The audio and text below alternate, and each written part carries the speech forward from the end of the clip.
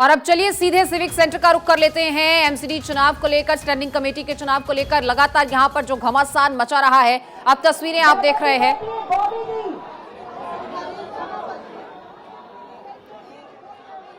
तस्वीरें आपको दिखा रहे हैं।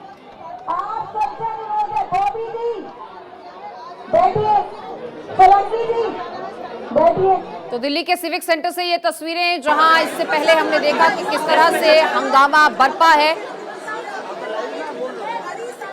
स्टैंडिंग कमेटी के चुनाव को लेकर। आज भी यहां पर वो गहमा गहमी और नतीजों से पहले यहां पर बीजेपी और आम आदमी पार्टी दोनों ने जीत का दावा किया है और इसी को लेकर अब यहां पर ये शोरगुल और हल्ला गुल्ला।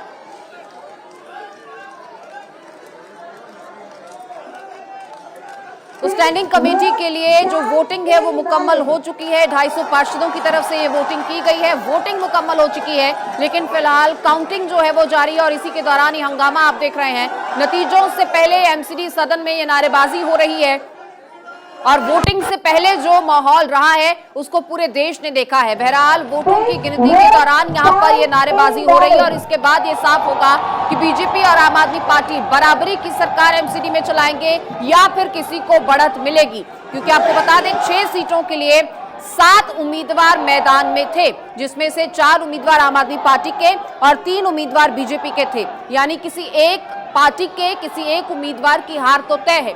6 सीटें हैं, उसके लिए 7 उम्मीदवार मैदान में थे और अगर 4 के 4 उम्मीदवार आम आदमी पार्टी के जीतते हैं तो बीजेपी के 2 रह जाएंगे और अगर बीजेपी के तीनों उम्मीदवार जीतते हैं तो आम आदमी पार्टी भी बराबरी पर होगी, लेकिन एक उम्मीदवार हार जाएगा।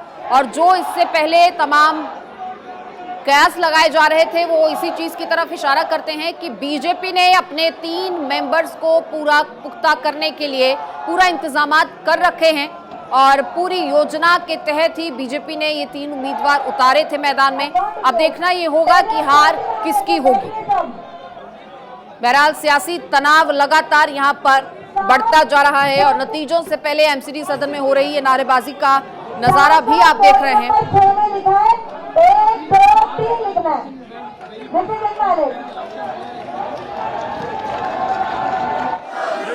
दिल्ली एमसीडी मेयर शैली ओबरॉय को इस वक्त आप देख रही हैं, जो यहां पर लोगों को शांत करवाने की कोशिश भी कर रही हैं। फिलहाल वोटों की गिनती जारी है। 250 पार्षदों की तरफ से स्टैंडिंग कमेटी के लिए वोट किया गया है और देखिए एमसीडी की अगर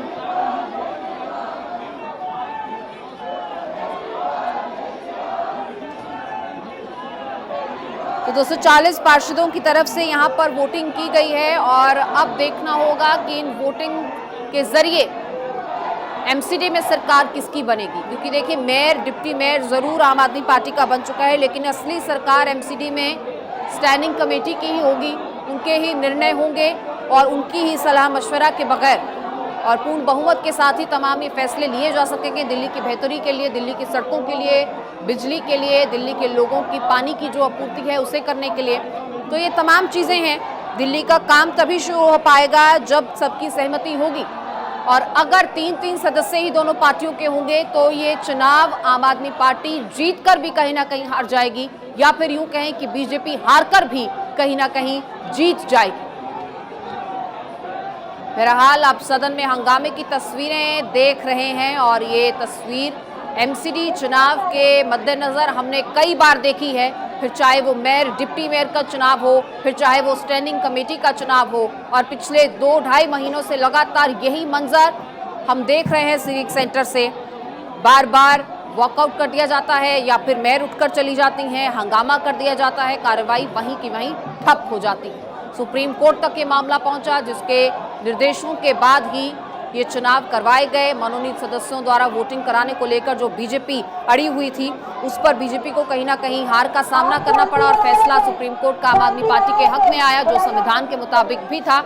और अब इस पूरे मामले में देखना ये होगा कि जिन पार्षदों ने वोटिंग की है, 240 वोटें जो हुई हैं, उसके बाद अब बराबरी की सरकार होगी स्टैंडिंग कमेटी की, एमसीडी की, या फिर बढ़ोतरी आम आदमी पार्टी को मिलेगी। क्योंकि किसी एक पार्टी के किसी एक उम्मीदवार की हार तो तय है, किसकी हार होगी ये देखना होगा।